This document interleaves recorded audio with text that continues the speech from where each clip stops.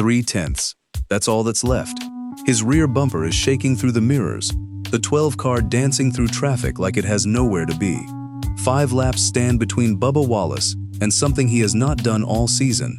He dives to the inside of a lapped car, a car that means nothing, a car that isn't even racing him, and for 1/2 of 1 second, he asks his left front tire for something it does not have left to give. It locks.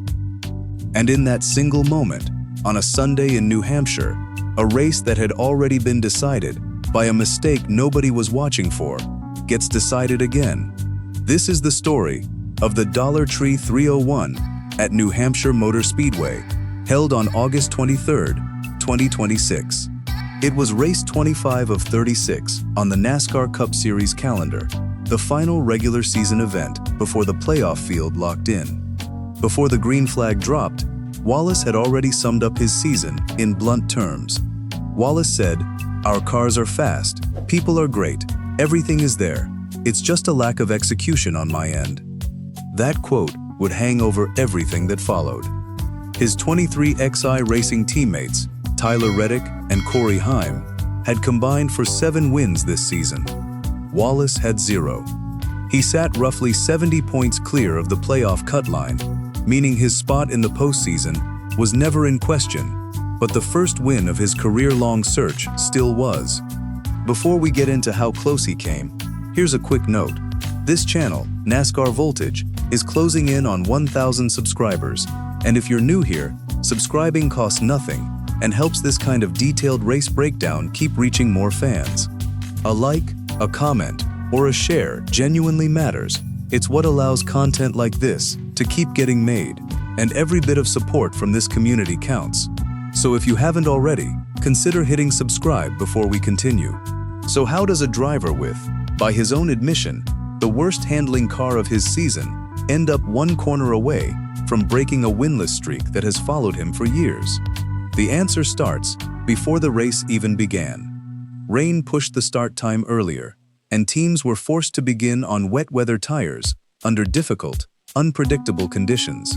Chaos arrived immediately. Shane Van Gisbergen spun during the pace laps, before the race had officially started. On lap 1, Reddick spun and collected both Denny Hamlin and Chris Buescher in the process. This was a race that punished mistakes before it ever punished slow cars. For a stretch, it looked like Van Gisbergen might be the story of the day. He led big on wet tires, building a gap that suggested a possible upset win. Then the track dried, slick tires went on, and his advantage evaporated as fast as it had appeared. Van Gisbergen said, "Connor and I just went backwards as fast as we could when the track dried. It's just a disappointing way to end the day."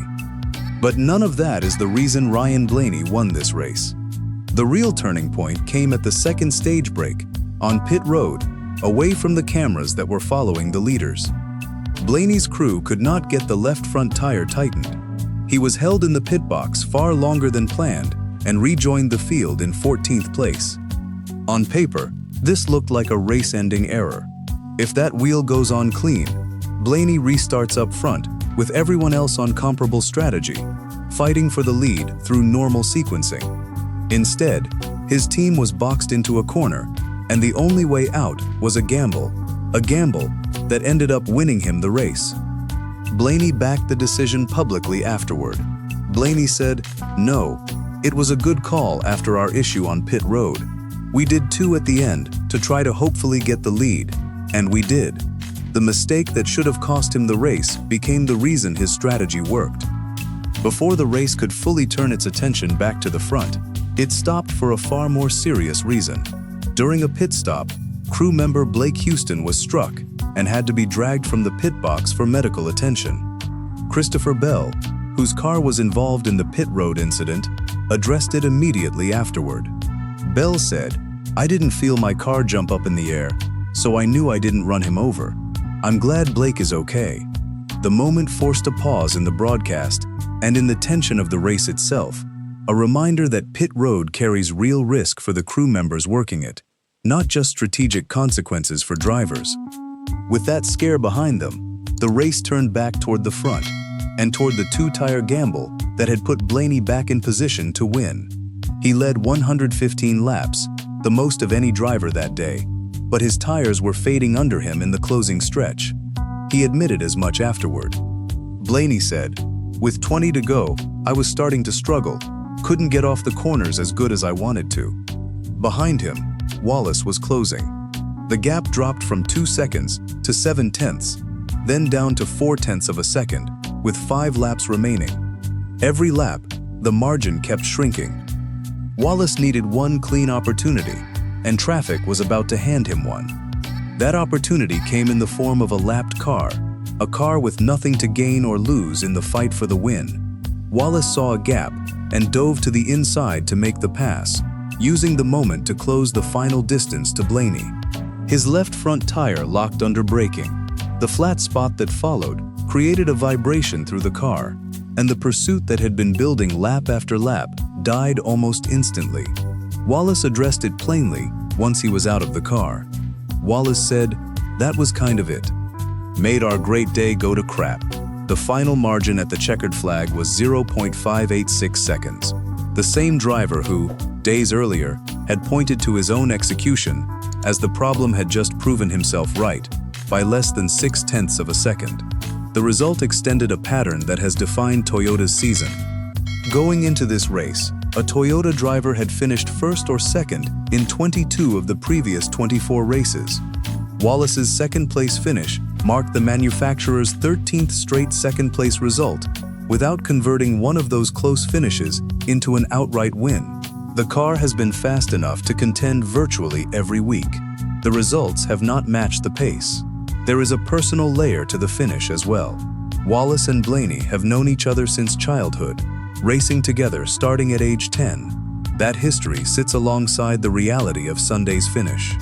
As Wallace put it in the same breath as discussing the outcome, "We are incredibly fierce competitors." Two drivers who grew up racing each other were, on this Sunday, separated by less than a second after 301 laps. Elsewhere in the field, Josh Berry spent the day racing for more than a finishing position. He currently has no confirmed ride for the 2027 season and has been open about racing with more intensity than he says he would prefer to under normal circumstances. Given the uncertainty hanging over his future, his situation adds another unresolved storyline to a season that is rapidly running out of races to resolve anything. 2 races remain before the playoff field locks in. Wallace is still without a win this season, despite coming within 0.586 seconds of ending that drought at New Hampshire. Somewhere in a shop this week, a crew is replaying one wheel, one pit stop, wondering what would have happened if it had gone on a half-second faster. If you found this breakdown useful, the best way to support more of them is simple.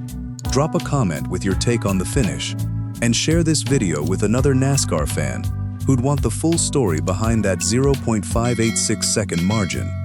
If you enjoy real NASCAR breakdowns like this, you'll like what's coming next.